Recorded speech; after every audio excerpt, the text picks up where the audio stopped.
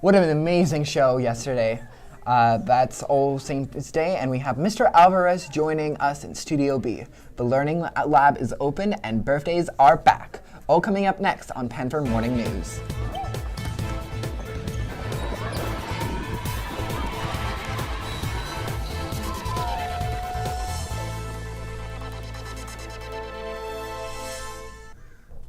Good morning, St. Mary's. I'm Mark. And I'm Tommy. And in Student Life News, it's All Saints Day throughout the world. Let's head over to Mr. Alvarez, who will talk all about this important day and how we are celebrating it here at St. Mary's. Good morning, Panthers. Happy All Saints Day. Today we celebrate the Solemnity of All Saints, the day in which we celebrate sainthood in all its forms. You had the chance to reflect on saints during your C blocks last Thursday. Our church has canonized and made famous many saints throughout history. But today, we also recognize the saints that are more personal to us, like a grandparent, mentor, or coach. It is a day where we celebrate all who are now in heaven and reflect on our own call to holiness and sainthood, in whatever form that may be. Today, we will have a special liturgy in the chapel at 10:30 a.m. after second period. All are invited, including your families. For Catholics, today is a holy day of obligation, meaning that we are required to go to Mass. And for those that are not Catholic, you are always welcome to join. All are welcome at the Lord's table. For those not attending the Mass, you may study independently, but please know that there will be no other campus events, meetings, or appointments held during this special block. Thank you. See you there. Thank you, Mr. Alvarez. And thank you for everyone who participated in Task Teacher Halloween Special Series.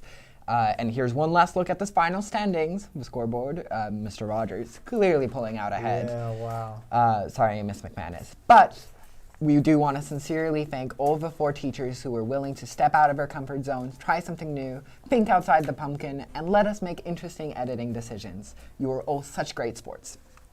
And ofrendas for the Dia de los Muertos altar. We are building an altar in celebration of Dia de los Muertos in the Shea Center. You are invited to bring an image of a loved one that has passed as an ofrenda to place on the altar. And we head back over to Studio B with Michelle and Honey Rose with this important message. Hey Panthers! It's Michelle And Honey Rose from NHS. We would like to remind you that the Learning Lab is open for all students to study and receive tutoring help during A block.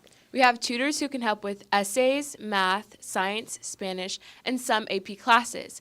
Come to the Shea at A block. We are here to help. Thank you. Filipino Heritage Month ended yesterday, but we didn't have enough time during Hollow Week to show the final spotlight. Here's Eduardo with a special Morning, St. feature. Mary's. Today we'll be highlighting Manny Pacquiao. Emmanuel Dapidran Pacquiao was born December 17, 1978, to an extremely impoverished family in a small town called Kibawe. His rise to fame came after he moved to Manila as a teenager and began his boxing career.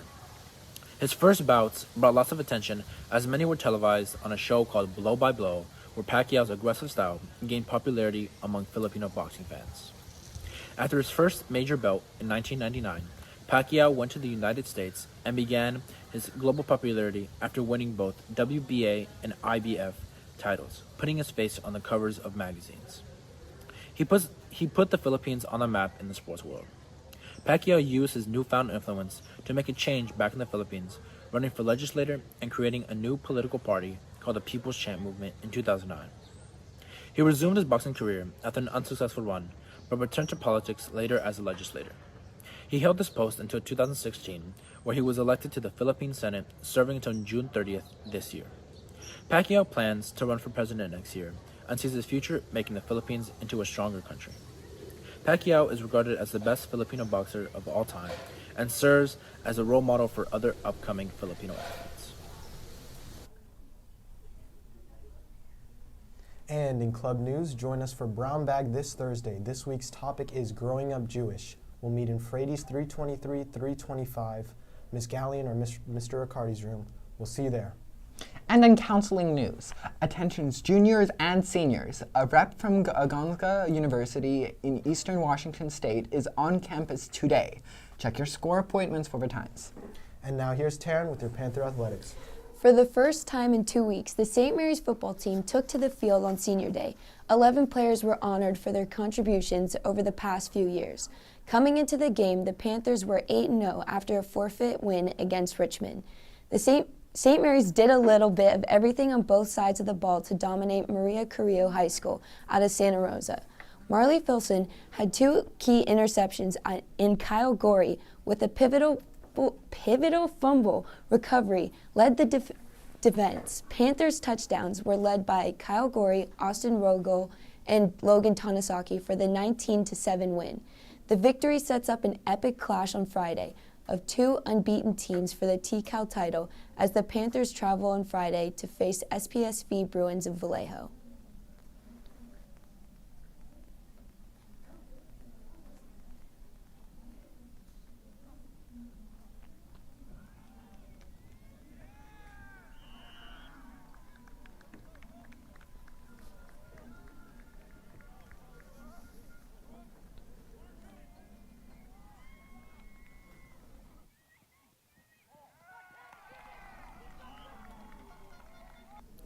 Tori will be here tomorrow with a look at Saturday night's volleyball match and a preview of the semifinals against Headroys. That's it for sports. Now back to Jacob and Tommy. Oh, and Mark and Tommy. And a very happy birthday to Ogaga Uesiba. Happy birthday to ya. Happy birthday to ya. Happy birthday to you. And here's today's menu over in the Shea Cafe.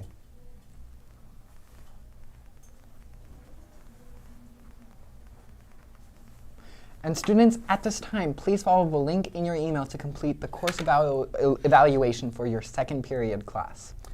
And that's it for today. Have a great day, St. Mary's. Sparkle on.